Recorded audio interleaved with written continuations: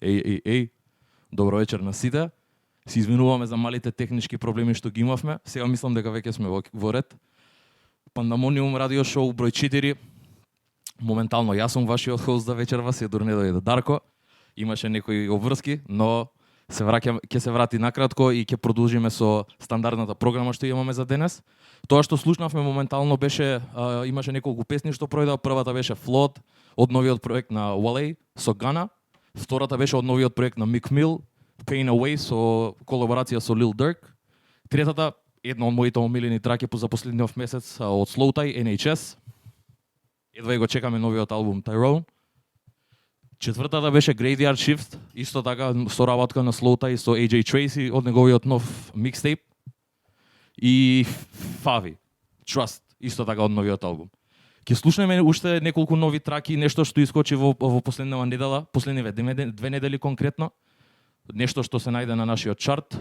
Сега следно доаѓа Salute, на која што се наоѓаат Hit Boy, Big Sean, Favi, а потоа следува Flex Up од Future и Playboy Carti на албумот на Lil Yachty. Уживајте.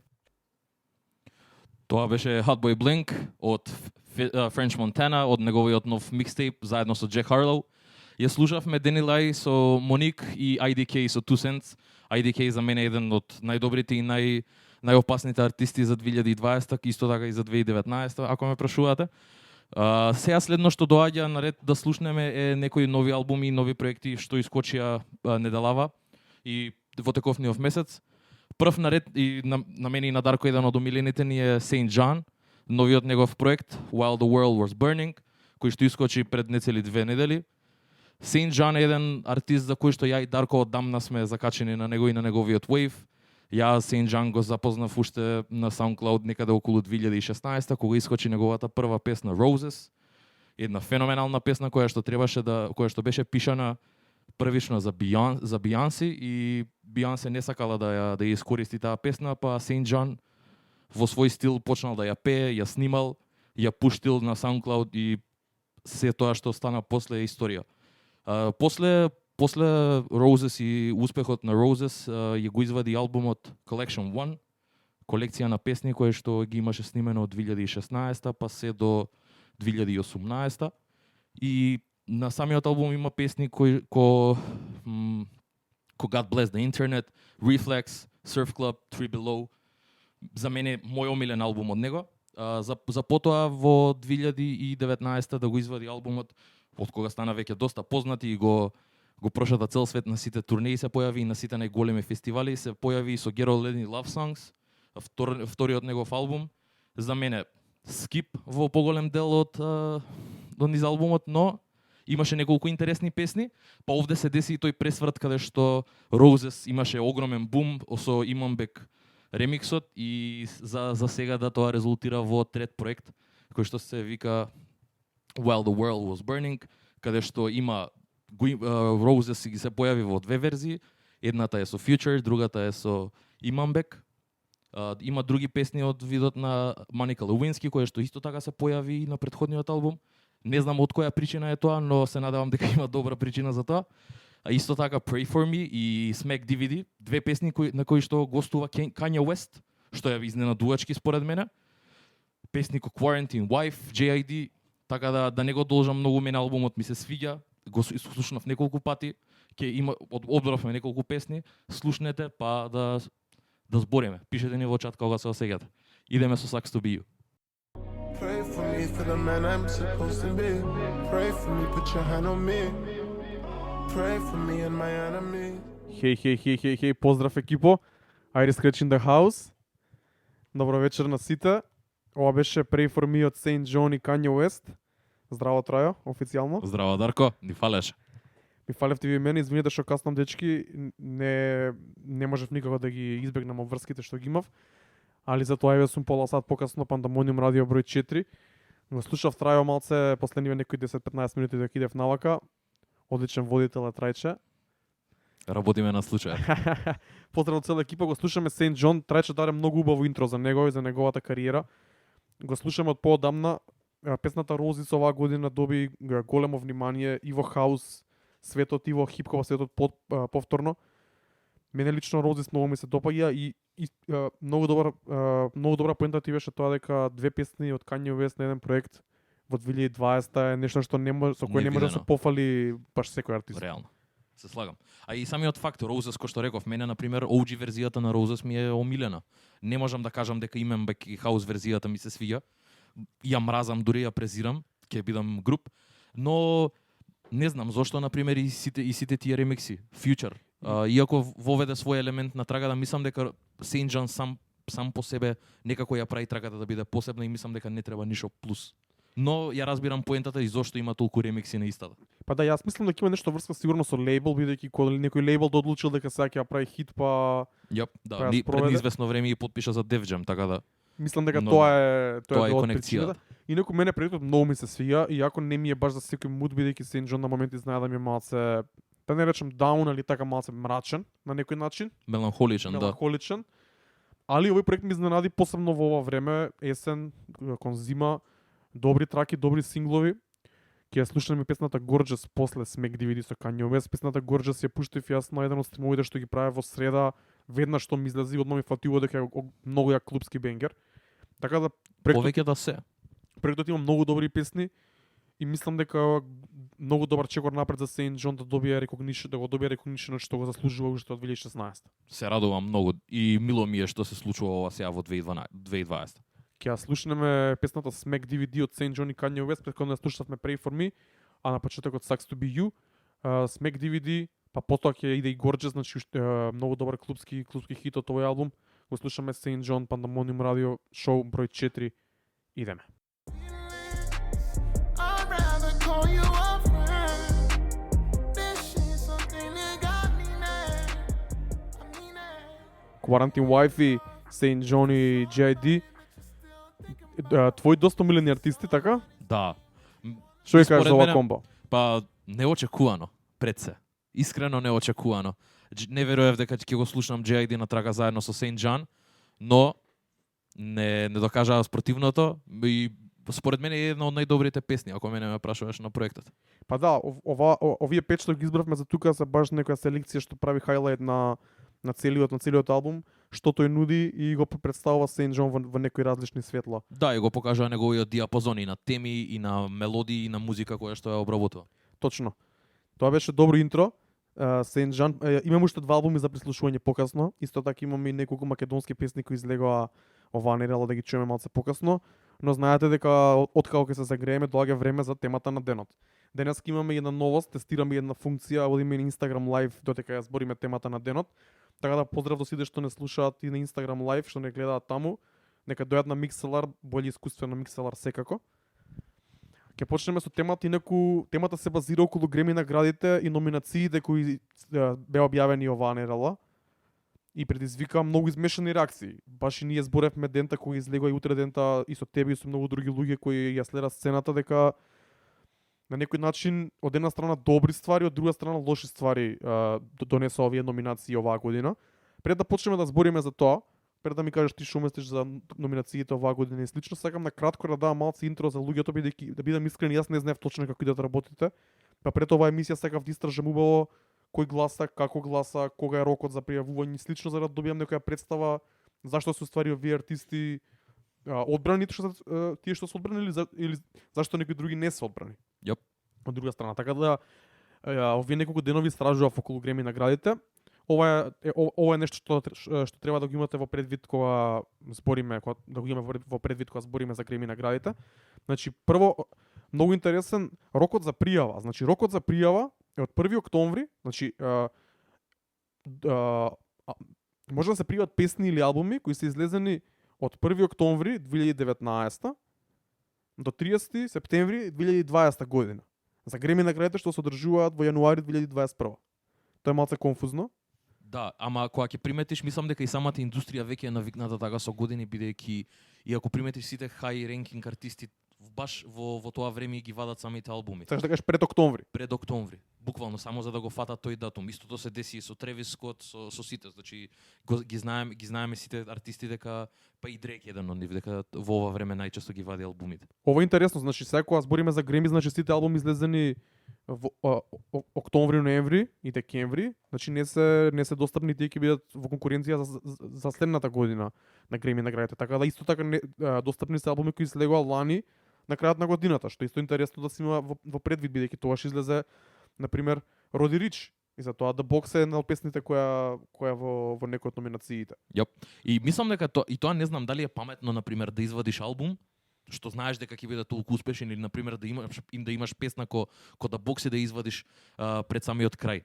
Што значи тоа? Јас мислам дека не, бидејќи е веќе застарана на некој начин додека дојде време за после година и неколку месеци. Така. Додека И дојде ја би време рекол за дека е самите така. награди. Тоа не мора и да значи, има моменти каде што тоа се Ќе збориме баш за ова. спротивната, Ќе да. збориме баш за ова. Сакав да кажам сега, истражував кој се гласа. Значи Греми академијата има повеќе од 13.000 членови.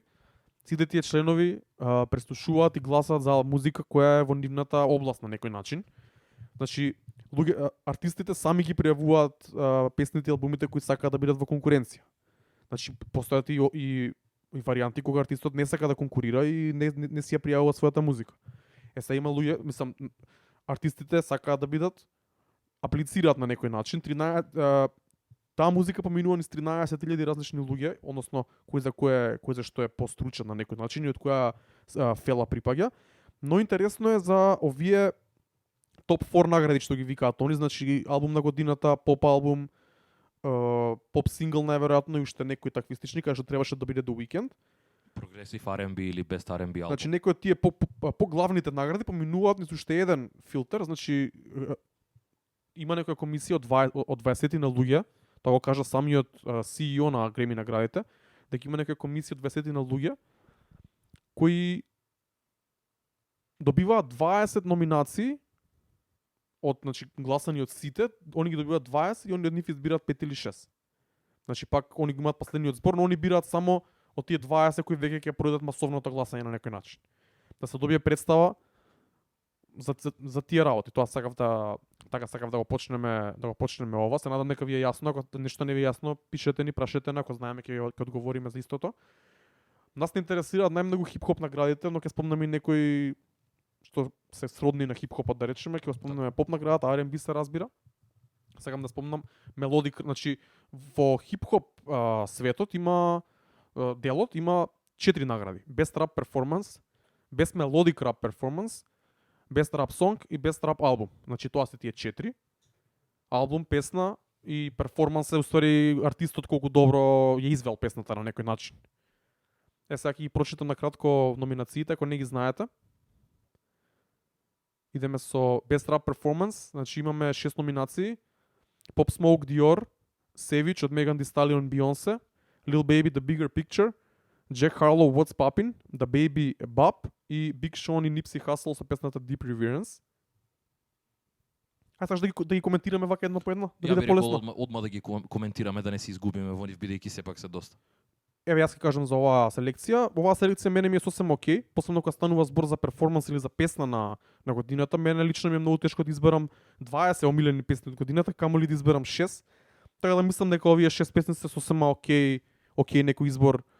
Може да се влага тука во детали што фали, што не фали, али мене лично ми се како без мелодик перформанс ми се сосем окей.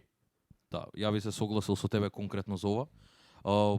Мислам дека сите песни што се најдоа овде на оваа листа го имаат својот момент.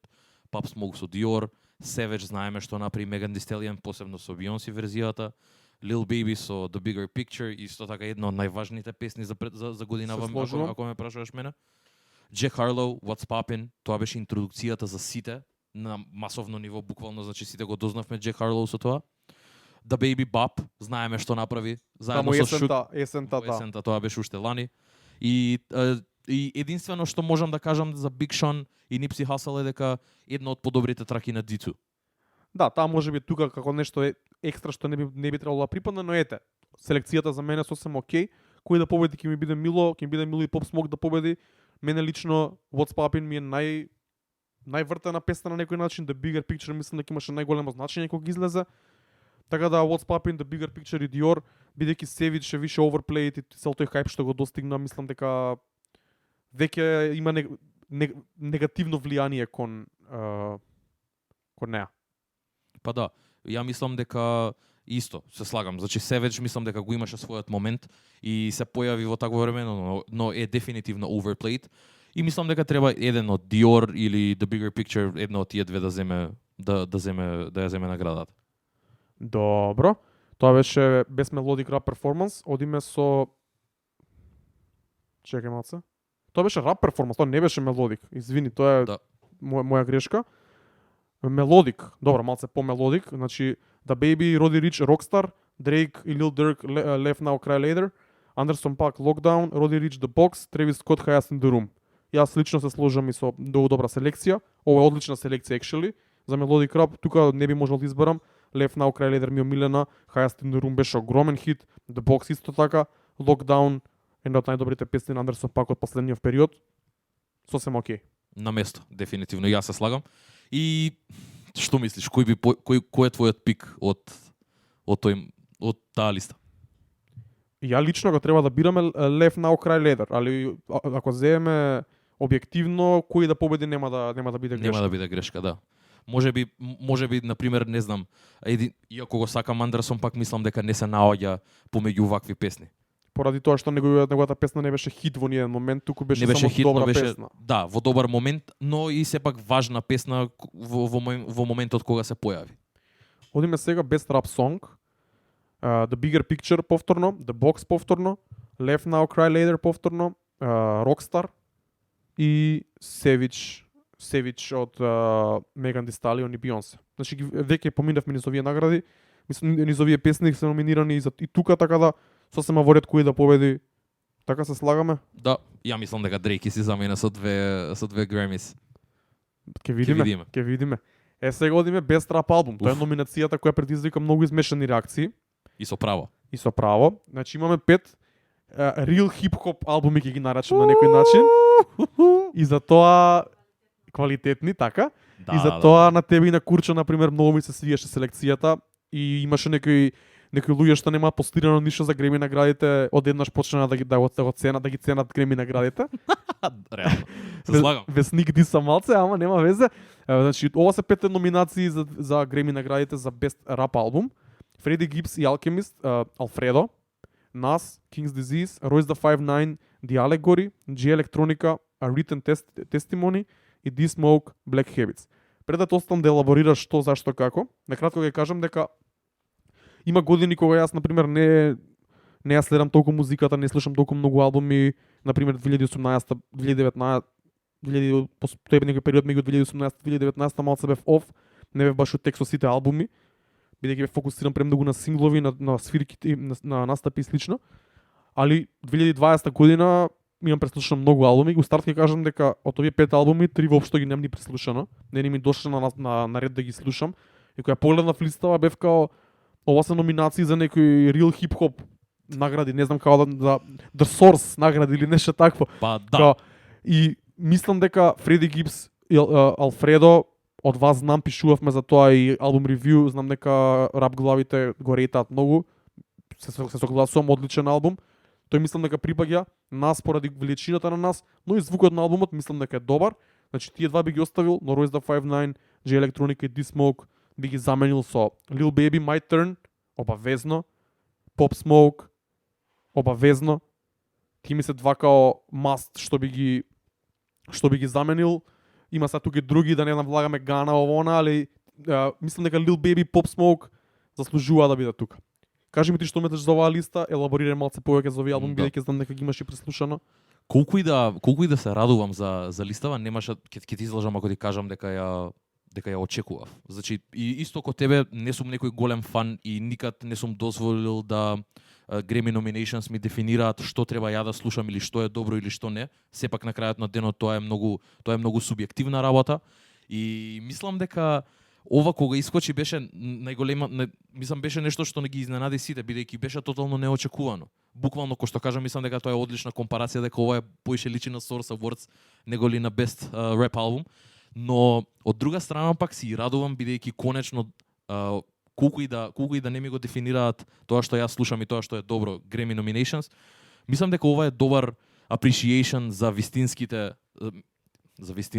лошо се изразив, за луѓето кои што го слушаат тој малце поинаков звук на хип-хопот. И на пример, конкретно, кој што кажа Freddie Gibbs и Alchemist, значи еден од најдобро склопените албуми за 2020. Прерафиниран, предобро изведен, одлична екзекуција и од страна на Freddie Gibbs и од страна на The Alchemist. Нас исто кој што кажа, еден од подобрите албуми во последно време. Иако го сакам на Search што искочи што беше продуцирано од Kanye, King's Disease е малце поинаков, го има тој флер на нас, но има и моменти каде што тој влага во други води. Конкретно песната Spicy кај што настапуваат A$AP Fergie и Favi. Одличен момент за хип-хопот. Според мене тоа е спој на 3 различни генерации. Иако Favi и A$AP Fergie се некаде и врсници, тие се појавија во сосема две различни сфери, и сфери, а и времења во хип-хопот. Се радувам за Royce the 5'9", брат. Искрен ќе бидам да Allegory е стварно квалитетен албум, но кој што кажа, мислам дека не заслужува, но стварно имаше подобри албуми, бидејќи колку и тие луѓето да сакаат да ги класифицираат како трап албуми, тие сепак се дел од рап сцената и тоа што го направи Roddy Ricch и тоа што го направи Lil Baby не може да не заслужува место на ваква листа. Не знам што бара овде J Electronica и D-Smoke, за нив нема ни да коментирам. Огромен фан сум на J Electronica. Го слушам уште од многу одамно, од 2009 кога се појавија сите тие песни, Exhibit A и Exhibit C, но мислам дека албумот ништо не покажа ново. Албумот го имавме во некоја нерафинирана и недовршена верзија слушната уште во 2010-2011, кога се појавија сите тие ликови на интернетот. И мислам дека не додаде ништо посебно со самиот албум, само беше еден оверхајпнат албум и мислам дека и од само таа причина ја доби позицијата за да биде номиниран за best rap албум. И за D-Smoke конкретно немам некоја оформено мислење, еднаш го слушнав албумот и мислам дека иако тоа не треба да биде критериум, мислам дека D-Smoke беше исто го има тој моментум на целиот тој на шоуто од кај што дојде од Netflix, малци има буст од сето тоа и мислам дека еден момент го има тој момент на Kendrick каде што се појави Kendrick во 2012 година и каде што беше тој The Conscious Rapper, па Joey Badass го имаше својот момент исто така со тоа, каде што успева на комерцијално ниво, а сепак останува неговата тематика да биде таква кој што е, conscious, да збори за struggle во Америка и све тоа. Но пак ќе кажам, Lil Baby заслужува да биде овде, Roddy Ricch заслужува да биде овде и мислам дека ако Pop Smoke и Pop Smoke исто така. Каде е Mac Miller, брат? Зошто не се толку конкретно 2019 и 2020 година беа такви години каде што се појавија толку добри албуми, колку и да го намалуваме тоа и да кажеме дека се случило ова или се случило она, значи стварно имаше многу квалитетни албуми. Каде е Mac Miller? Каде е Juice WRLD? Каде е еден постхумус албум на трите луѓе кои што починаа? Се сложувам целосно и мислам дека многу е утна тука работата, од една страна квалитетни албуми, да, од друга страна многу албуми се изоставени како намерно да се изоставени. Или да имало уште една категорија и да биле сите тие таму, па може ќе имало некоја логика. Можеби. Мелодик рап албум или да. Истото тоа го направија со urban music, со progressive R&B и со traditional R&B. Така да можеби и некаде во down the line Grammy nominations ќе добијат и уште една рап категорија каде што ќе се вреднува едниот вид на хип-хоп и тој вториот каде што тој е мејнстрим и каде што го има тој потрап звук, и уште една категорија каде што ќе биде каде што Shine ќе има тие потрадиционални албуми по звук. Точно. Убаво го спомна прогресив R&B, сега се префрлиме на тие номинации. Джене Ајко, Чиломбо неверојатно, Chloe Haley, Ungodly Hour, Free Nationals со истоимениот албум, Luke James, To Feel Love ID, To Feel Love D, Роберт Гласпер, Fuck Your Feelings in Thundercat, It Is What It Is, ке бидам искрен, од овие албуми Free Nationals ги имам преслушано, друго немам ништо преслушано и Chloe Haley ги знам вака со неколку синглови, иначе шараут за Кирил која направи првата гостинска плейлиста на за Пандамониум радио, која нема слушнато, може да ја слушне уште некоја нерала кај нас на Spotify. Мене ми е константно во ротација, морам да така споменам, одлично. Таму има една песна од нив. Кажи ми што мислиш за овие номинации и некогу само ќе спомнам пред да кажеш дека Джастин Бибер смета дека требал да биде тука. дека неговиот албум бил направен да биде тука? Па не можам да коментирам на тоа бидејќи стварно го немам ислушнато. Џастин Бибер изгубив интерес уште во 2015-2016 за него. Иако знае нешто да извади некои квалитетни работи, морам да признам. Од Progressive R&B, ко прво морам да се запрашам што е тоа прогресивно R&B. Ко прво мене самата класификација не ми е јасна, бидејќи The Free Nationals е во некои моменти и во некои песни има многу традиционален R&B звук. Лайв бенд се, да, малце се експериментални, вклучуваат и рап и рапери во нивните песни, но не верувам дека постои таков R&B албум кој што го вреднува само пеењето и само тој момент. Добро, можеби постојат на пример моменти ко Brent Faiyaz кој што исто така фали овде, ако мене ме прашуваш, бидејќи извади одличен албум во 2019. Но конкретно за албумиве ги гледам. Chilombo од Jhené Aiko, Ungodly Hour, мене ми го спомнаа Chloe and Hailey, ми рекоа дека е добар, треба да се навратам и да го преслушам. The Free Nationals исто така солиден албум. Fuck Your Feelings од Роберт Гласпер, пред некое време се закачив на него, слушнав неколку работи, убаво звучи, но треба да му дадам повеќе внимание бидејќи не е таква музика која што можеш наеднаш и да оформиш мислење за неа. И Thundercat, еден од омилените и најлудите ликови што може да постојат, it is what it is, прекреативен лик и од овде мене ако ме прашуваш мислам дека тесно е, но колку и да ја сагам Jhené Aiko, мислам дека ова ќе помине некаде на Chloe или на The Free Nationals. Ќе видиме. Добро, тоа беше Progressive R&B. Ќе спомнеме на брзинка и поп наградите, иако реално за мене не се воопшто релевантни, но сепак тука за да може да се надоврземе и на The Weeknd, бидејќи The Weeknd припаѓа негде помеѓу поп и R&B најверојатно со новиот албум. Припаѓа и во двете. Припаѓа во двете. Но конкретно овој албум морам да признам дека е повеќе поп него ли што е R&B. Се сложувам и јас. Номинациите за најдобар поп албум се Justin Bieber со Changes, Lady Gaga Chromatica, Dua Lipa Future Nostalgia, Harry Styles Fine Line и Taylor Swift Folklore. Ќе бидам искрен, освен на Justin Bieber што преслушав неколку песни, појма немам, но конкуренцијата ми изгледа сериозно, така да може и да сватам зашто го нема до Weeknd негде. Извадете го Harry Styles, ставете го The Weeknd. Ете. Не знам, мене ми е толку чудно бидејќи настрана тоа што ние изборевме за The Weeknd, како се чувствуваме за неговиот албум, го зборевме, но не можам да го тргнам фактот дека Blinding Lights беше една од најголемите песни кога искочи, дека имаше преголем моментум, дека беше преважен албум и колку и да не ми се свиѓа тој 80s звук и сето тоа што го направи таа персона околу целиот тој албум, на крајот на денот извади многу солиден проект. Од страна на продукција беше извонреден за тоа што сакаше да го направи, да биде 80s албум. Песните се добри, текстовите се тие негови карактеристични, иако не е able од 2012 година за кој што ние го сакаме. Мислам дека извади многу добар албум и дефинитивно заслужуваше овде место да биде помеѓу овие 5-6 албуми. Или бар да има песна, е така албумите не се бар да биде во конкуренција за песна или да биде бар во конкуренција за R&B албум или изгледа мене ми изгледа намерно да не. Да, и мислам дека овде има некоја политика и некоја виша сила каде што конкретно тие 20 луѓе кои што одлучувале за овие категории, мислам дека и тие пресекли. Имаше муабети дека нели во моментот кога требаше тој да настапува за Греми, тој одбра да настапува за Супербол и мислам дека можеби и таму има нешто настапено, но и самиот The Weeknd беше испровоциран на Твитер, значи тој буквално ренташе на Твитер и збореше против Гремис дека него и неговите фанови значи се оштетени од тоа и дека заслужуваат некакви reparations буквално од Grammy nominations. Така да не знам, моето искрено мислење е дека дефинитивно заслужува било каде, барем една. Ако не за албум, заслужува за Blinding Lights. Бидејќи стварно беше една од најголемите песни кога искочи. Да.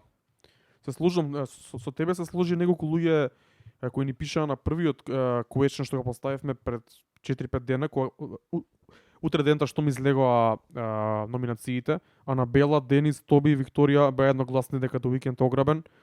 Андреевска го спомна Мек Милер со Circles, дека фали, тоа го спомна и ти. Да. И не е тоа дека Мек Милер е мртов. Circles беше стварно извореден. Во која категорија би го ставил ти? Во хип-хоп албум. Circles, иако трансцендентира жанрови, мислам дека заслужува да се бори помеѓу Best Rap албум. Purple Sour ни пиша дека Lil Baby фали, тоа го спомнавме. Очигледно е. Очигледно е. Кико ни пиша респект до нас и J Електроника, ми имаше многу подобри албуми, посебно од албумот на J. Тоа го кажавме, се сложуваме со тоа. И Чичко Неокс ни пиша дека имало 0 добри албуми оваа година, така да Неокс Слободно нека се стаи Неокс од Вочат, ќе се на расправаме Неокс, до на утре Неокс за нема тоа. се свија. И уште него други негативни коментари имаше стил као глупо е, нерелевантно и слично. Така да луѓето, на луѓето Ајде да првите коментираме реакции- до тоа. Колку се релевантни Греми номинациите или Греми наградите? Што значи за тебе и дали некогаш тебе ти значеле?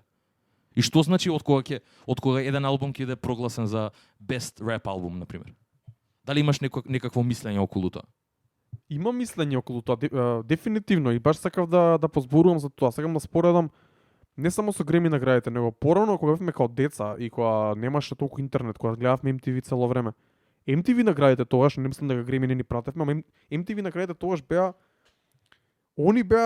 на некој начин филтерот што е добро, што е лошо.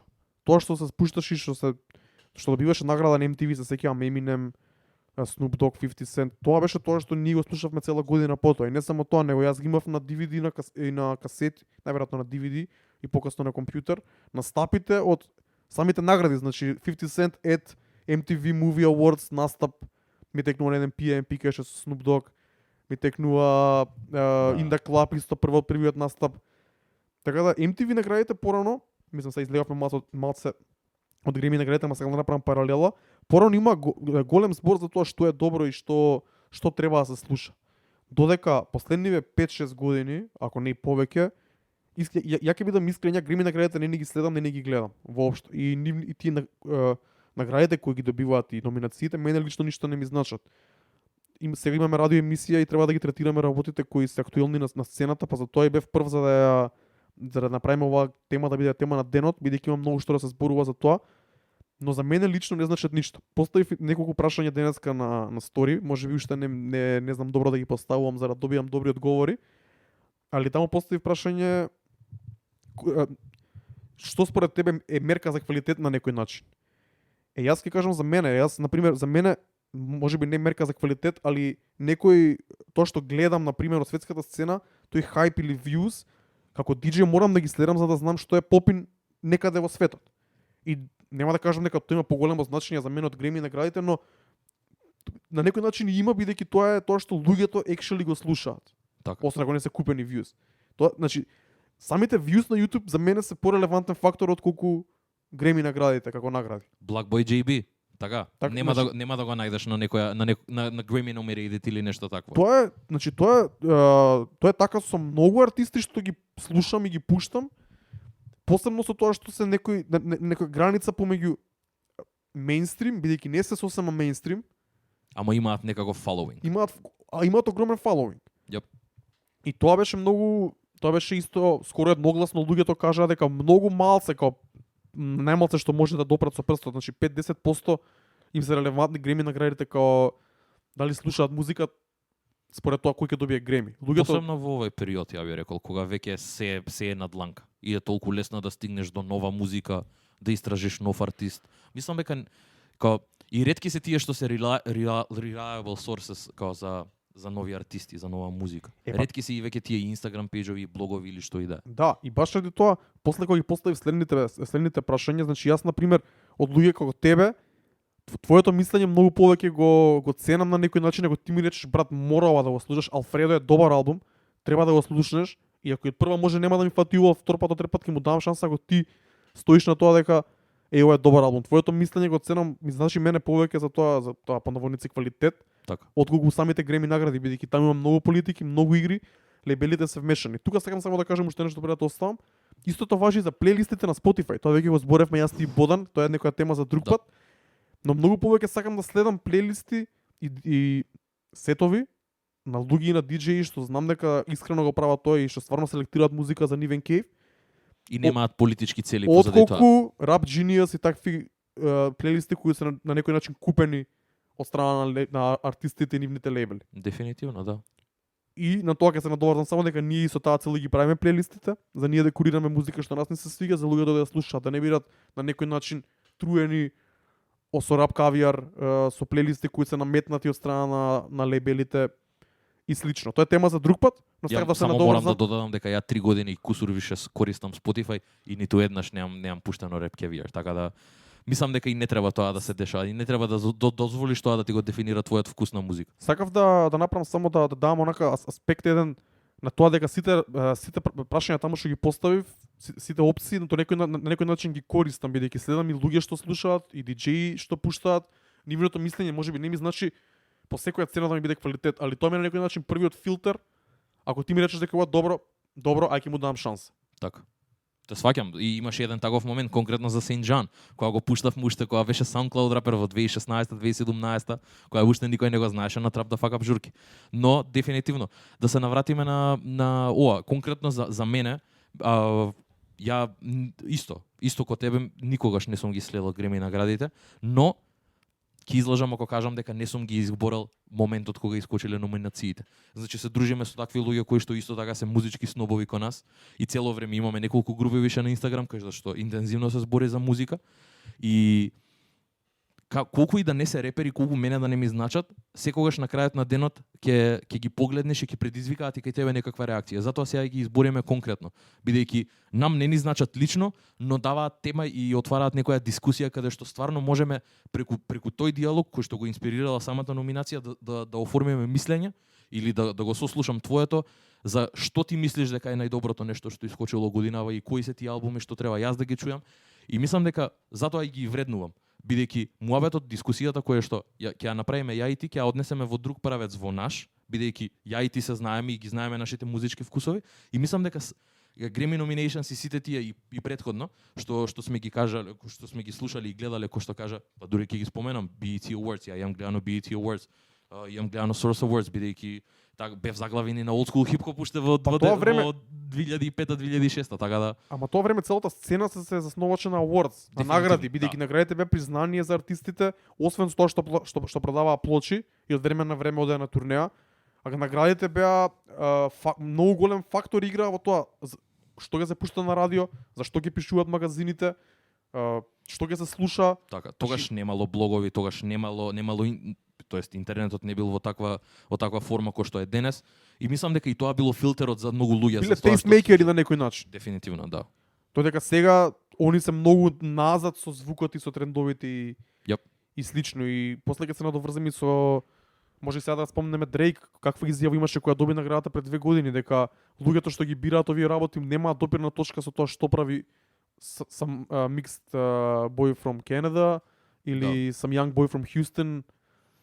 И тоа беше многу на место. Многу на место муабет бидејќи таков артист кој Дрейк кој што е еден од најтрофејните ќе го наречам, да може да го каже тоа е од големо значење за сите други помали, бидејќи стварно не е репер кој што тоа е трофеј на еден начин, но не те дефинира тој, бидејќи многу се малце, многу се ретки артистите.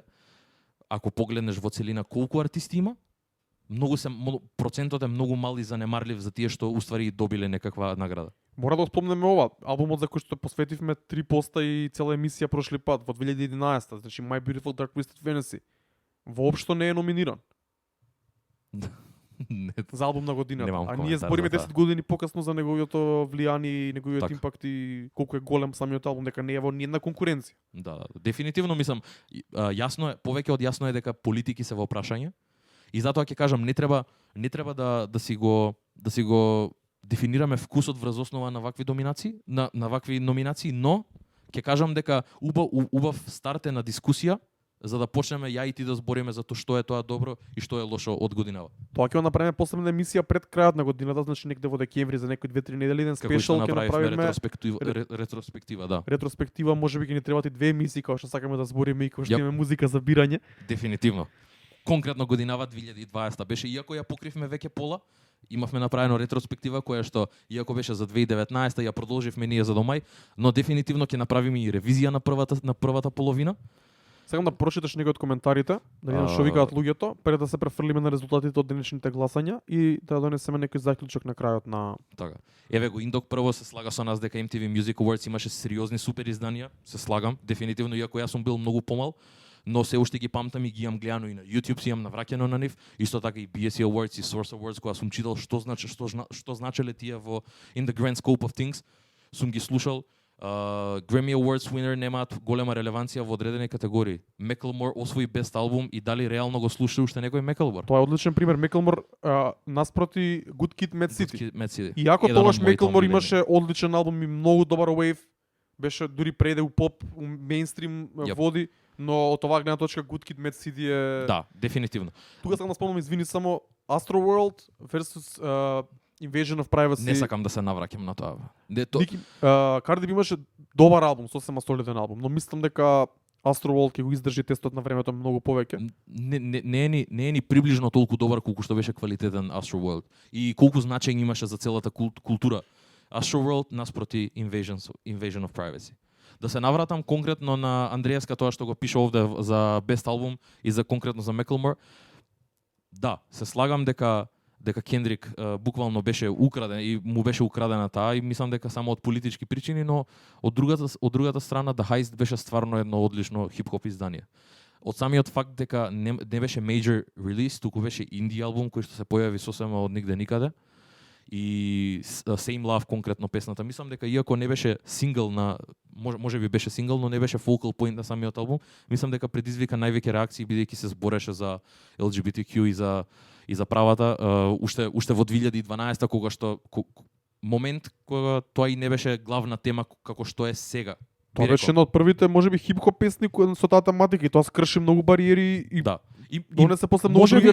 Да, можеби и тоа беше тој монументален момент кај што го имаше каде што го направи тој джамп над Кендрик со Good Kid, Mad City, бидејќи Кендрик тоа го зборевме и претходно, конкретно Дмилев, ако се навратам на неговиот муабет од претходната емисија, го спомна To Pimp a Butterfly. Значи, не може секојдневниот човек во Америка, посебно ако е белец, да се поврази на такво ниво со тематиката која што е обработил Кендрик Ламар.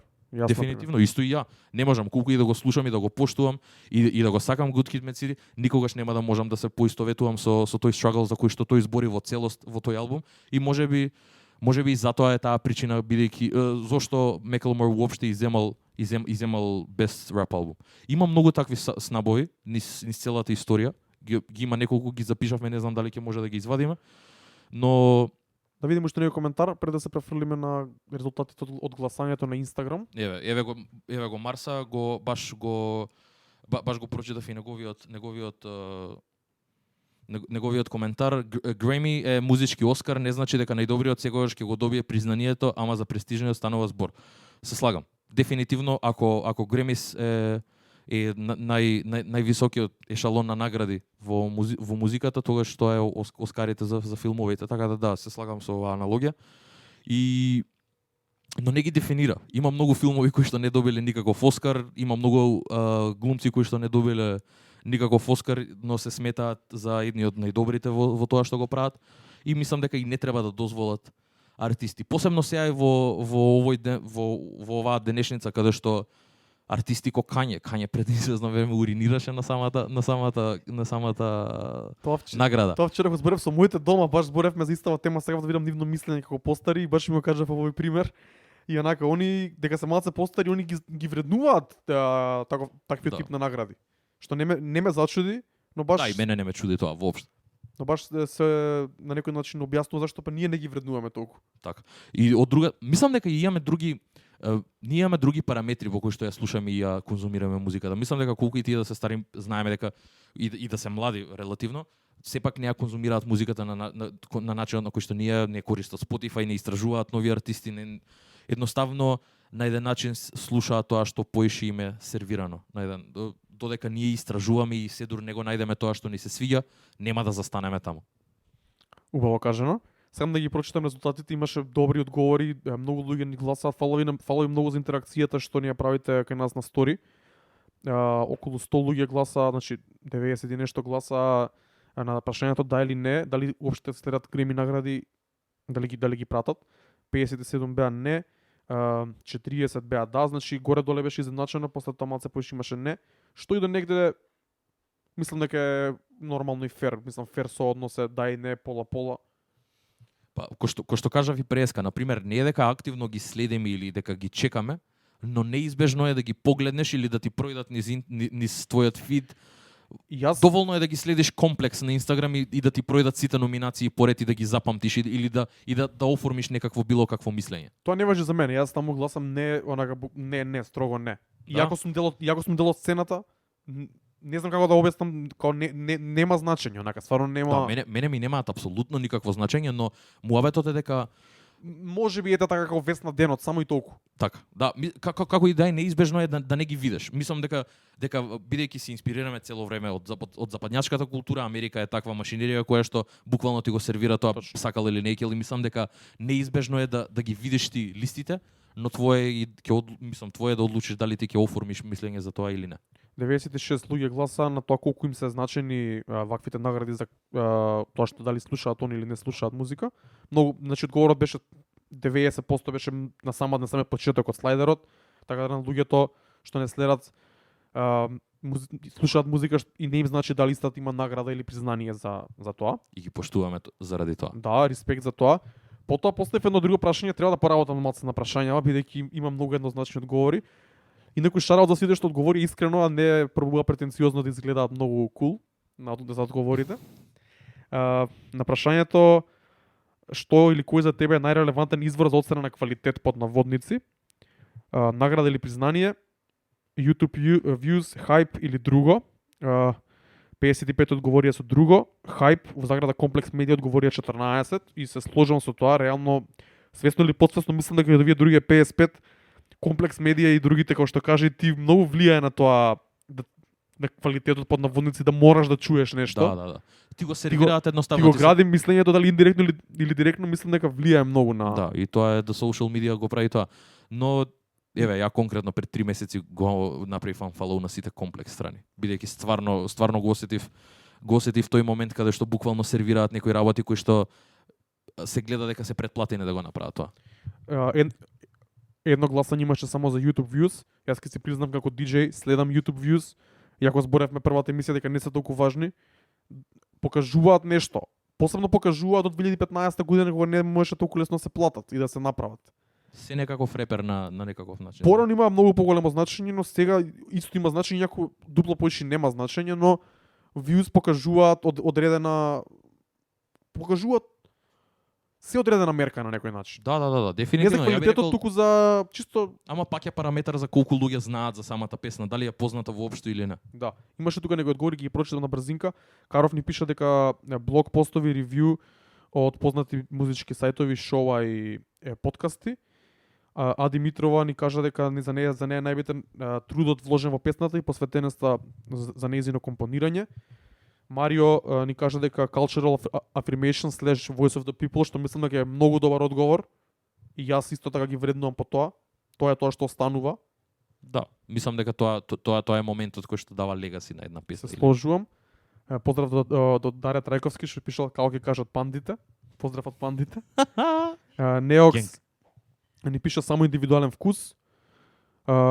Херцака Бат ни пиша дека сите три набројани ги зима во предвид, што исто така интересен одговор, бидејќи тоа значи дека ги следи работите и му значи што кај. Ама мислам да некаде нема човек што прави само една работа. Мислам Па дека тоа е неизбежно. Колку и да сакаме и да бидеме претенциозни да звучиме така, неизбежно е да бидеш инфлуенсиран од дали од некој пост, дали од некоја страна. Брат, ја имам наоѓано артисти од реклами. Има неколку Instagram пејџови кои што стварно се занимаваат и немаат никаква политичка позадина. Нормално не можам да го знам тоа, не го тврдам, но по постовите кои што го прават ќе се гледа дека стварно се занимаваат да промовираат квалитетна музика пред се, не мора да е нова, понекогаш и стари. И ќе кажам дека има такви, но само треба да ги изфилтрираш. Буквално social media еден таков треба да направиш еден таков филтер и мислам дека можеш да ја направиш да функционира сама за себе. Ја барем успеав Spotify да го направам да функционира за мене. И затоа секоја недела, секој петок, секој понеделник сум закачен на релиз рейдарот, сум закачен на све тоа што слушам и мислам така дознавам. Исто иако ќе се негирам, конкретно дознав еден артист од Греми номинациите, тоа е Чика. И мислам дека е одличен R&B звук и сакам во иднината да слушам повеќе работи од неа. Одлично излагање, ќе прочитам на кратко што дел од коментарите. Многу луѓе кажа лично мислење. The Host имаше интересен коментар. За него се знае значени микс од професионални критики и генерален импакт. За него најчесто најдобра музика ги поларизира луѓето, а ретко критичарите. Одличен коментар, многу ми се допаѓа. Поздрав и до Кирил, кој исто така следи рецензии од релевантни извори. Rolling Stone, Billboard, тука ќе се додам Pandemonium Radio се надевам. Тоа зависи од луѓето што не Majestic слушаат. ни кажа да се underrated повеќе. Колку артистично, Китановски кажа колку артистично ќе е тоа. Домилев, shout out Домилев ни кажа being true to the music you make, значи он многу вреднува realness и trueness и пробува да го осети тоа. Давор Минчоров, содржината на текстот, битот, флоуто, карактерот на артистот како звучи и така натаму. Ова се супер одговори. Марина исто така собствен критериум, значи они си имаат, луѓето си имаат свој критериум по што препознаваат. Ова беше поише на менето за кој влијание ги имаат од страна, но ќе се потрудам подобро да ги поставувам прашањата и да ги Ама на да ги крајот на дефинирам денот, некако. ама на крајот на денот стварно мислам дека е микс од сите. Се сложам дека е микс од сите и се тоа не ми се допаѓа дека 80 луѓе кажа дека 100% личен вкус имаат, но ајде тоа е друга тема, ќе поработам јас на случајот да ги поставувам подобро овие анкети. Ај за крај на темата на денот. Дали се дали се релевантни наградите? Накратко. Зависи во кој поглед, но ќе речам дека на денешницава не. Бидејќи има многу повеќе параметри кои што даваат релевантност на самата музика и мислам дека самите награди се моментални во тој момент кога ќе искочат и после една недела, 2 недели, месец дена завршува сето тоа. Се сложам, тоа каже и Дрейк, ако имате луѓе што доаѓаат на концерти, купуваат мерч, Ние бевме тие. одвојуваат време, патуваат со своите. Одивме лет за Берлин да го гледаме Дрейк, така да Тоа се си кажува. За него тоа е побитно од било која награда. тоа е најголемата номинација што може да ја добие еден артист, така да Се сложувам и мислам дека тука се слагаме и ние од членот се слагаат и луѓето. Многу ни е мило дека такви луѓе не следат и се дел од Pandemonium community што размислуваат со своја глава и ги пратат наградите кога да ги пратат како што кажа ти, да имаат некој сенс за тоа што се случува во светот, но не им влијаат на нивните вкусови, на и нивните. на крајот на денот, кој што реков, пак ќе се повторам, се одличен стартер за дискусија. Точно. Јас само ќе си напишав тука една реченица. Јас мислам дека артистите кога ќе стигнат на некој ниво во нивната кариера, ја сваќаат својата големина и не им треба recognition било каква награда.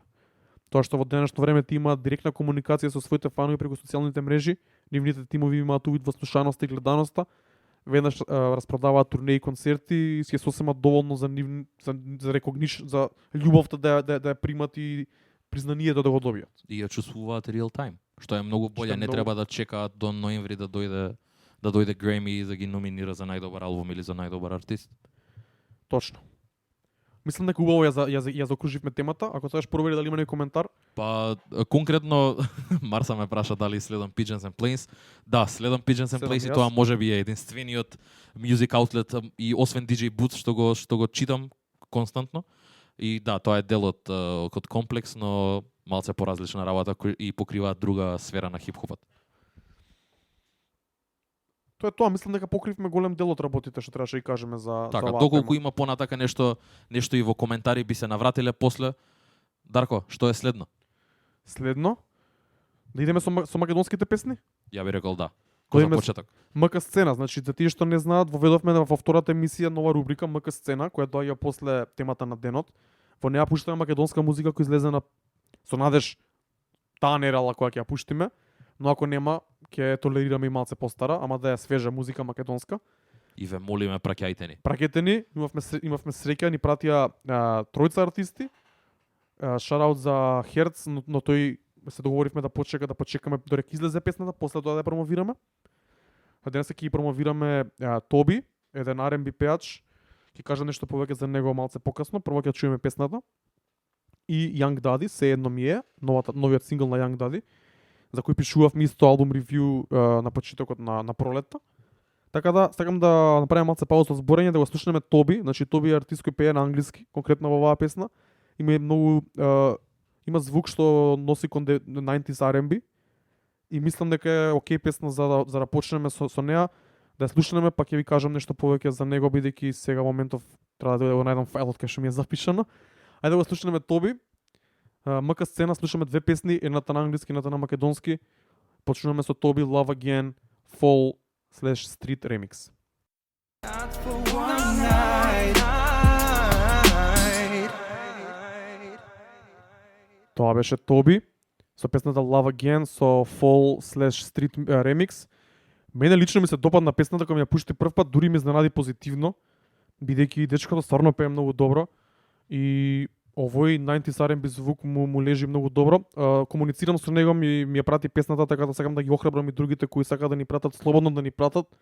Ќе видиме сигурно, ќе слушнеме, ќе позборуваме. Секогаш слушаме. Му кажа да ми прати кратко инфо за него, бидејќи не се знаеме лично, сме видено само неколку пати. Тоби е пеач, текстописец и продуцент, базиран во Скопје. И ова е неговиот ремикс на песната Love Again, која беше објавена како дел од неговото EP Confessions of a Lonely Mind. Има неуспех во првото EP и се фокусира на продуцирање за други артисти од балканската естрада. После долго време продуцирање позади сцената, колаборира со Дарко Димитров, Милан Радулович, Лач, Елена Китич, Раус и други, и потоа ја започнува својата соло кариера и моментално работи на неговиот прв официјален R&B албум. Интересно био, мислам дека кажи ми ти прво што мислиш за песнава, па јас ќе се надоврзам на неа. Прво имаме на мала стигма кај што нормално ја бев дел од тоа, каде што македонци пеат или креираат музика на англиски јазик, но ќе кажам едно, има одличен вокал, има голем потенцијал.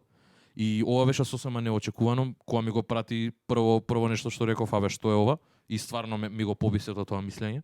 Ми се свиѓа многу и стварно гледам голем потенцијал во ова, посебно дека сум фан на R&B и го сакам ко правец од хип-хопот, многу ми убав и не знам, сакам да слушам. Ова дефинитивно фали во македонската сцена, но би рекол дека според мене, ова е моја критика, и баш тоа го зборев уште кога ми ја пушти, дека според мене ова е и малце генерично на еден начин. Би сакал и нормално ова е одличен почеток и саме свесен дека цело време тој прогресира со неговата музика, но би сакал и да слушнам и да видам малце повеќе експерименталност во музиката. Инаку ова е многу солиден старт, одличен вокал и сакам да продолжи, сакам да слушнам што има ново. Шараут Тоби, ако не слушаш, мене тоа ми е муабетот, значи кога е на англиски и кога е вакво, ми е генерично бидејќи не буди никакви чувства кај мене. Ова доколку го чуем на македонски ќе имам тотално различно мислење. Тотално различно ќе го осетам бидејќи вакво R&B на нашата сцена нема. Би го охрабрил и би сакал да го чуем на македонски, иако знам дека тоа е потешко, многу артисти не можат ни да се изразат на македонски и го разбирам тоа, но првиот мој што го правам со било кој македонски артист е окей на англиски, ама дај да видиме на македонски, бидејќи кога пееш на англиски или рапуваш на англиски, си во конкуренција со Крис Браун, со Дрейк, со Да, апелираш на сосема друга сцена. Не, да, едноставно си дел од нешто друго и кога е на англиски не можам да го осетам како што треба. А ако е R&B, најверојатно е музика што треба да се осети. Да, и ја го мразам и тој муабе дека македонскиот јазик не е створен за пеење, брат. Само да се вратиме на М2 продукција и на се тоа што македонците има правеле во 2000-ти, така да има одлични женски вокали, има одлични R&B хитови уште од раните 2000-ти и мислам дека тоа е сосема одлична основа за од каде што може еден артист да почне да се инспирира и да прави многу поекспериментални ствари со R&B музиката. Супер кажано, ги читам коментарите. Се надам дека ви се допадна на вас. Пишете ни како ви се свиѓаат македонски песни, но без хейт. Пандамониум радио не е место кај што се шири хейт. Може да не ви се свиѓа да пишете конструктивен коментар, но хейт никако не поддржуваме. Да. Тоа беше Тоби со Love Again. Шараут до Тоби, уште ако не слуша, чекаме нов материјал да ни прати да промовираме тука на МК сцена. Исто шараут Young Daddy ако не слуша. Ќе ја слушнеме неговата нова песна за која извади видео, насловена Се едно ми е. Имав шанса да ја слушнам и додека беше во некоја работна верзија, па да и да давам некој совети на некој начин. Сакам да ја слушнеме, па после да позборуваме за неа. Ајде. Одиме со Young Daddy, Се едно ми е, има долго интро. Ќе го пуштам, ќе позборувам врз него. Значи сите артисти кои сакаат да ни пратат нешто да чуеме, и ако е во работна верзија, и ако е финална верзија, пратете ни. Ќе го вклучиме на МК сцена. Затоа сме тука да шириме музика. Може би да споиме некој артист кој не се спознава меѓу себе, некој артисти што не се познаваат со продуценти. И така, одиме со Young Daddy, песната Се едно ми е. Најновиот сингл на Young Daddy, некој шараути за Тоби и за Daddy што ги имаат најно песните на Spotify. Во истиот ден кога се извадени, така да не требаше да ги пуштаме од iTunes, туку се ги пуштивме од Spotify. Одличен потек и морам да напоменам нешто, доколку имате проблеми со Spotify, слободно пишете ни, можеме да ви помогнеме и околу тоа и да ви го објаснеме процесот како може да си ги пласирате песните на Spotify. И слободно, DM-ас како и да е, или мене или Дарко ќе ви помогнеме на било кој начин, знаем. Тоа беше Young Daddy со се едно ми е, ќе тоа стан да кажеш мислење за песната? Ја слушнав, ја немав таа шанса ко тебе да ја слушнам дур беше уработна верзија, ја слушнав сега кога искочи, го гледав и спотот и мене ми се свиѓа. Не е нешто неочекувано од Young Daddy, значи пак е во негов флеј, негов звук. Убава мелодија, мене ми се допаѓа, вака on first listen, кечи песна, но мислам дека би сакал малце порафинирана да биде, бидејќи Daddy има потенцијал да ова неговиот стил да го направи ептен свој, да го рафинира уште толку многу повеќе. И мислам дека единствено нешто кое што може би замерувам е неговиот вокал. Мислам дека треба малце да поработи на тоа, мислам дека е малце прегруп за ваков стил на музика, но мислам дека тоа може да се испегла како иде понатака. Сепак е релативно млад артист и мислам дека треба да му се даде тој benefit of a doubt и да продолжи со само да вади материјал и мислам дека само ќе стане подобар со време. Точно. Веќе е добар да се разбереме. И мене исто ми се допаѓа, има многу потенцијал за напредок и во вокабуларот јас повеќе би кажал. Начинот на пеење тоа исто така ќе треба да се вежба и треба да се работи со некој што е професионалец во тоа. Бидејќи он, како што знам, нема музичко образование, сигурно некој како и повеќето артисти и повеќето млади продуценти се само уки на некој начин и bedroom producers, апсолутно. Го нема тоа знаење и мислам дека ако работи со некој попрофесионален пееш би го кренал нивото на пеење, а вокабуларот мислам дека треба да го подобри со читање и со слушање различни работи. Да, на каков и начин да сепак. Мада мене ми се свиѓа тоа што е на некој начин едноставен во тоа што кажував, бидејќи тоа од прва ми влага и го разбирам без тоа ја прави песната кечи, мислам. Значи тој момент и тој елемент кој што има песната да е едноставна, текстот да е доволно едноставен, да е певлив, бидејќи тој ја пласира песната на друг начин. Значи не е наменета таа да биде B-side или да биде албум песна која што ќе биде значајна или во некоја поголема слика, едноставно е сингл, вади спот за неа, ова е репрезентацијата за албумот, ова е промото и мислам дека битно е да биде кечи песната и нормално Боенка беше таков албум кој што да опфати неколку теми, но ова не е нешто што не е очекувано, ова е пак во тој лейн сосема и се слагам за тоа. Ова е сосема солидна песна. Сакам да биде порафиниран низ годините како ќе мине и сакам да продолжи да работи ново. И ја исто така и мило ми е дека вади музика, бидејќи многу луѓе прават музика, не ја вадат. Шараут Young Daddy што некојаш знае да ме послуша и да ја вади музиката, бидејќи ете ќе ја слушнеме ние, ќе ја пуштиме тука, ќе коментираме за неа, па можеби ќе излезе некоја друга соработка или ќе му текне некоја идеја после муабетов ние што ќе направиме или после некој коментар што ќе прочита. Мислам дека има само позитивни работи од вадење на музиката, што ми ја направиш и што ме спремна. Јеп. И нормално, ако си околу луѓе кои што се тука за да ти кажат лично мислење и unbiased opinion, доколку и да е негативно, мислам дека на крајот од тоа треба само да се извлече позитивата и да се работи на тоа. Точно така.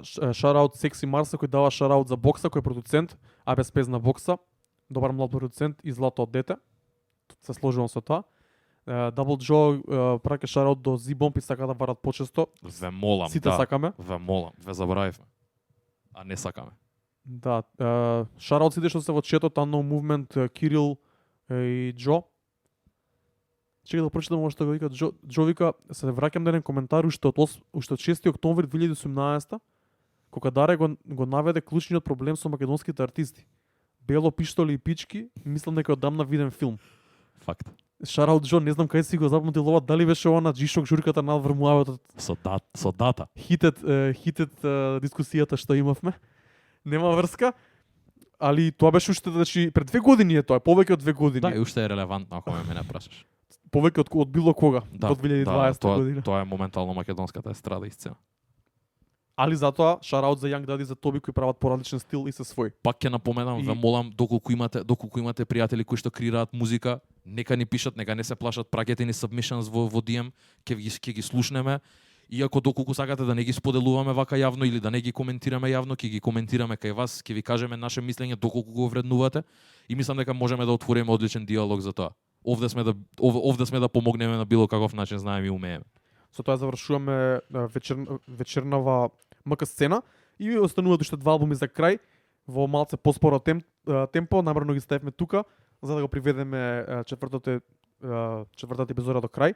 Спеневме два албуми од малце поразлични артисти, некои интернационални артисти кои имаат многу уникатен звук и немаат жанр во кој може да ги сместиме. Тоа се Кали Учис и Масего. Ќе почнеме со Кали Учис, ќе слушаме една песна за да почнеме, па ќе позборуваме малце за албумот Идеме. покасно. Почнуваме со Фуме Хор, песна која се наоѓа на Пандамониум радио топ 10 листата во последниве 2 недели. Идеме со неа и слушаме дел од нејзиниот нов албум. Агуардиенте и Лимон, Кали Учис од нејзиниот нов албум Син Миедо. Претходно ја слушавме песната Фуме Хор со Party Next Door која се наоѓа на нашата топ 10 листа. Трајо, го зборевме албумот неколку пати деновиве. Кажи ми што мислиш за него. После сериозно подценетиот албум на Кали Учис Isolation, ова е одличен камбек и само се докаже уште еднаш дека е сериозен артист кој што треба многу сериозно да ја сватат.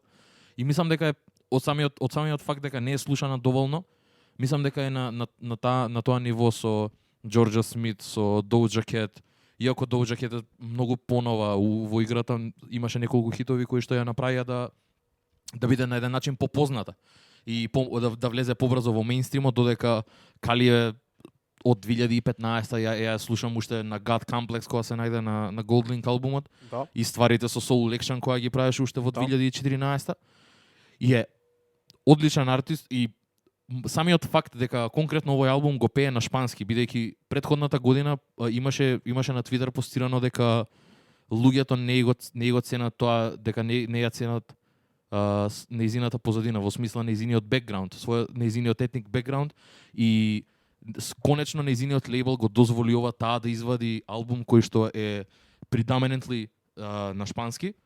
И мислам дека беше одличен потек. Овде албумот исто како и претходниот кој што беше Isolation, кој што беше целосно на англиски, овој конкретно опфаќа многу жанрови. Ова не може да се нарече дека е R&B албум или нешто, туку има моменти на neo soul, има моменти на R&B, има моменти на фанк, има моменти на рап кај што Рико Нести парте и Има регетон. Има регетон и тоа е све во тоа се потекнува нејзиниот етник бекграунд, бидејќи таа е латина и има многу голем инфлуенс.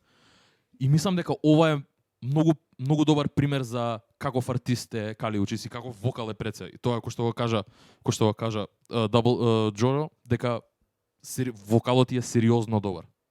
И не треба да биде да не се споменува во тие во женските ко Джорджа Смит, ко Doja Cat и некој, пошто бидејќи не треба да ја изоставиме од целата таа дискусија. Се сложувам со тебе, ќе кажам само за албумот дека чудни ми се тие неколку кратки песни што се на некој начин и како некои поеми, не можам да ги разберам баш како некои скитови, како интерлудс.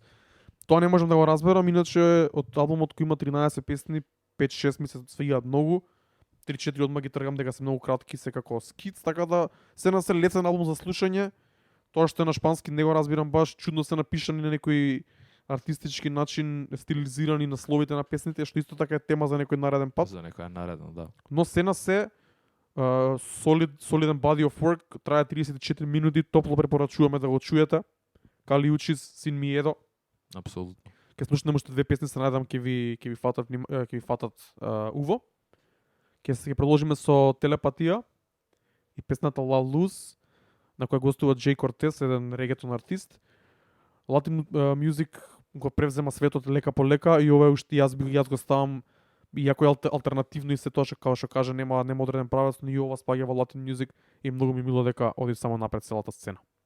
Продолжуваме со Кали Учис Телепатија од нејзиниот албум Син Миедо и потоа следува песната La Luz, па се селиме на Масего, уште еден артист кој е многу уникатен и приказна сам за себе.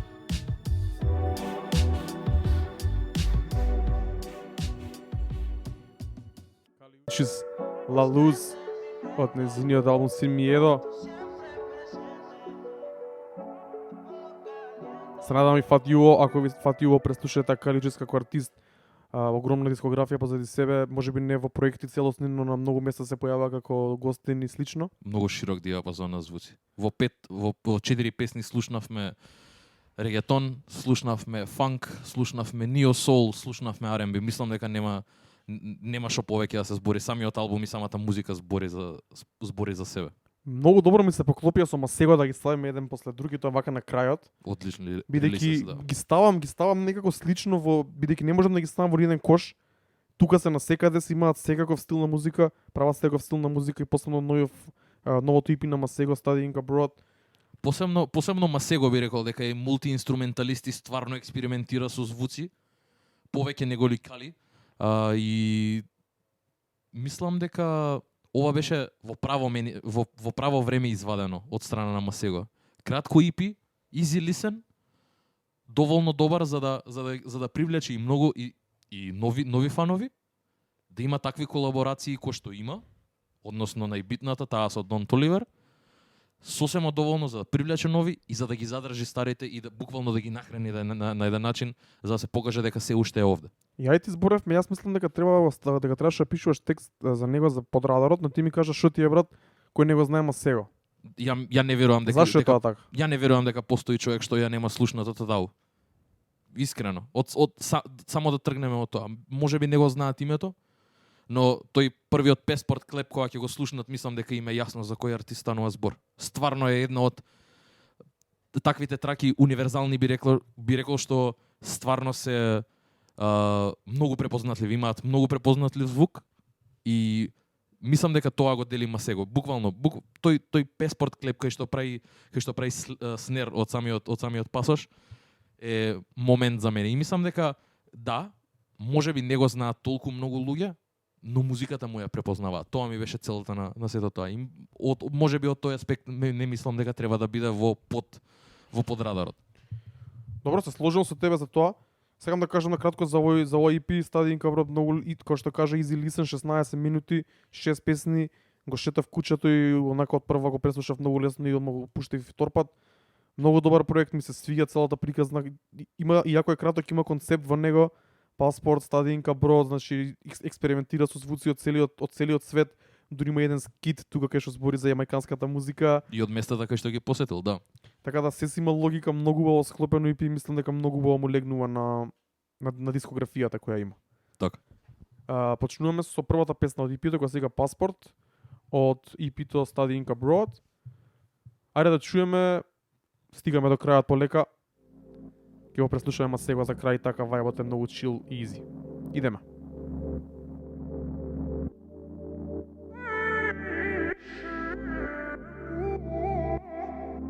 But you can say, yo tengo mi pasaporte. Or you can say, я har mitt pass.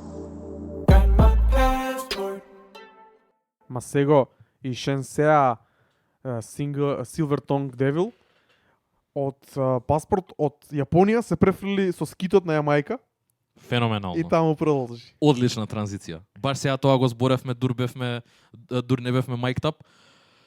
Многу интересен концепт, многу убави транзиции и сосема очекувано од артист кој Масего. На многу креативен начин го префрло тоа. Го користи сето тоа сиот тој knowledge и фактот дека е мултиинструменталист и дека стварно се занимава со музиката и од друга перспектива, значи тој и продуцира освен тоа што е феноменален вокал на крајот на денот. И мислам дека сите тие инфлуенсерс кои што ги има и музиката цела што ја слуша, мислам дека го покажува и го флекса на еден начин на ова EP. Ова е одличен стейтмент за тоа, да, ова е стейтмент пис, ако ме прашуваш мене. Се сложувам со тебе, целосно ми се свиѓа дека и Масего ни го разработи тука четот. Шараут за сите што ни пишувате во четот. Да, ќе го поздравам Џоџо за коментарот, се насмеавме многу, самурај, лоу-фај, хип-хоп, трап. Факт, дефинитивно, Паспорт беше буквално тој вајб. Ангел исто така што вели за one man show дека на лайв настапи сигурно има бенд, нормално ние го немаме, ја го немам лично барем гледано во живо. Таа вели дека на Зигет имал бенд, претпоставувам исто кој што каже и таа заради time constraints, бидејќи дури да го направи тој луп па да се префрли на другиот инструмент, претпоставувам дека тоа ќе одземе многу време. Тоа претпоставувам дека е на пример во сетинг во лайв сетинг, во смисла лайв стрим сетинг, каде што тој е во комфортот на својот дом и може да 3, 4, 5 сати да го прави тоа преку лупови да изведува своји песни. Но нормално во живо кога има 45 минути да направи свој сет, мислам дека ќе има бенд. После Но на тоа- фестивал толку голем као Зигет. Да, но тоа не го намалува неговиот artistic value. Баш напротив, тоа му се неколку димензии кога идеш на турнеја на голем фестивал, нормално дека нема да одиш сам. После Тоа- на голем стејдж не можеш сам ни да го задоволиш. Има повеќе примери дека луѓе што го прават тоа. Кевин Паркер е еден од нив, Тейм Импала, значи затоа и таа е мисконцепција за луѓе дека Тейм Импала мислат дека е бенд, бидејќи кога ќе гледаат лайв настапи, Е, точно, да. го гледаат Кевин Паркер као настапува со други луѓе, додека Кевин Паркер е буквално единствениот човек кој што стои позади Тейм Импала. Така да не одзима тоа од артистичката вредност на Масего и мислам дека само кој што кажа додава на тоа. Сакавме да идеме денеска да пробаме да се собереме 2 сати или пак не фати 2 сати 20 минути до сега. Ви благодариме што останавте со нас. Шараут што не слушате. Ќе завршиме со Масего, решиме да го пуштиме целиот проект бидејќи краток, има уште 4 песни кои се кратки. Тоа што следува е Масего со Дон Толивер, клучната песна која веќе добива некој мејнстрим, мислам онака некој recognition од целиот свет, се појавува на YouTube многу често во релетити, луѓе од различни страни ја слушаат, ја доживуваат. Мислам дека Ептен е погодок Мистери Леди во соработка со Дон Толивер. Ја очекуваш оваа Не, колаборација? воопшто. Така, воопшто. Значи, ако ги напишам Масего и Дон Толивер на лист, ќе се изнервирам. Но сега гледајќи ја песнава, буквално ми го смени целокупното мислење што имав за оваа комбинација. Луда соработка, не го очекував ово Дон Толивер искрено пред се, бидејќи знам на какви битови рапува и што е неговата преференца за продукција. Но тоа е работата на еден артист, цело време да не изненадува со неговите потези, така да Точно. не можеме и да бидеме преизненадени од тоа. Ќе го преслушаме Масего до крај, почнувајќи со Дон Толивер. Сакам да ви се заблагодарам на сите што не слушавте вечерва и што останавте до самиот крај. Тоа беше Пандамониум радио шоу број 4, малце поразлична музика, малце почил. Шараут до Секси Марса кој на кого му се допадна селекцијата денеска. Ќе комбинираме, ќе пуштаме и трап и хип-хоп, но и вака нешто малце поалтернативно. Затоа сме овде. Тоа го имаме зборено со Дарко, колку и да ја слушаме истата музика, слушаме исто и многу различна музика во сферата на хип-хопот и на R&B светот. Така да не знам, ќе покриваме тоа све што слушаме, ние ништо не слушаме само бидејќи искочило. Мора прво ние сами да го преслушаме на своја да речам на свое време и на своја волја да го преслушаме и го покриваме, така да нормално доколку ни стигне некоја сугестија во DM и обраќаме пажење на тоа, ќе прослушаме нешто. Но ова све што слушате е сервирано од нас, бидејќи сме го прошле, сме го ислушале и сме одлучиле дека е доволно добро да биде споделено на нашата емисија, така да очекувате многу поинакви и поразлични звуци и музика. Ви благодарам уште еднаш што останавте со нас до крај. 2 сати и 25 минути. Ќе го оставиме Масего со неговото EP да иде до крај. Уживајте во ноќите и уште еднаш благодарам што останавте со нас. Фали од мене, поздрав до следен понеделник. Поздрав.